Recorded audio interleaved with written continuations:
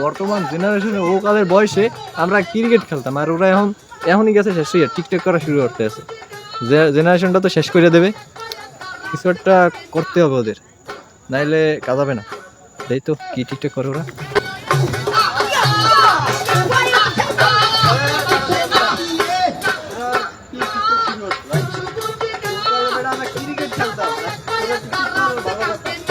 কেমনে করতে আসবে তোকে দেখাই দিব, ঠিক আছে? ক্যামেরাম্যান তুই হ্যাঁ টিকটক যে করবি, তোরা যে এরম এরম আমাকে নাচবি না, এরম ঘা দিবি, ঘুষি মারবি, ফাটাই গেলাই দিবি, তাহলে তো টিকটকটা জোশ হবে, ঠিক আছে?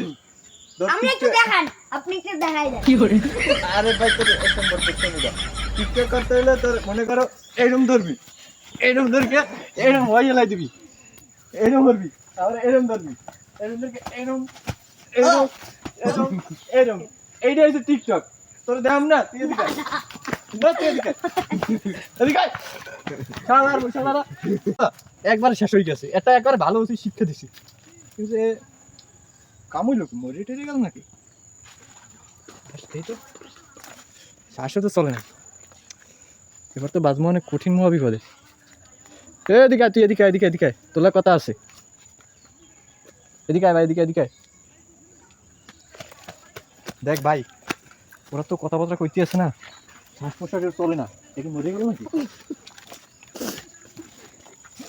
মনে হয় তো মরেই গেছে ভাই। কারণ তুমি তো কে ছেড়ে দেওয়া না, তোমার কি টিকটকের সামনে আইয়ে কেউ এগুলি করতে করলি, তুমি তাড়াতাড়ি দেখা দিলা।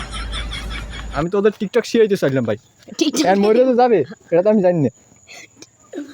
টিকটক কি এইভাবে শেখায় মানুষের? আমি তোরে মনে করো আমি ভালো সেলিব্রিটি বানাবো, ঠিক আছে?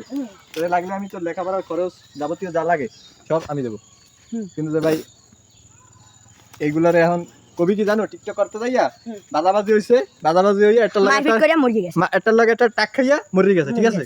ঠিক আছে, তুই বাড়ি যা ভাই, ভাই বাড়ি যা, আর এই টাকাটা তুই রাখ, এই টাকাটা রাখ, পরে কিছু খাইস, ঠিক আছে? আমি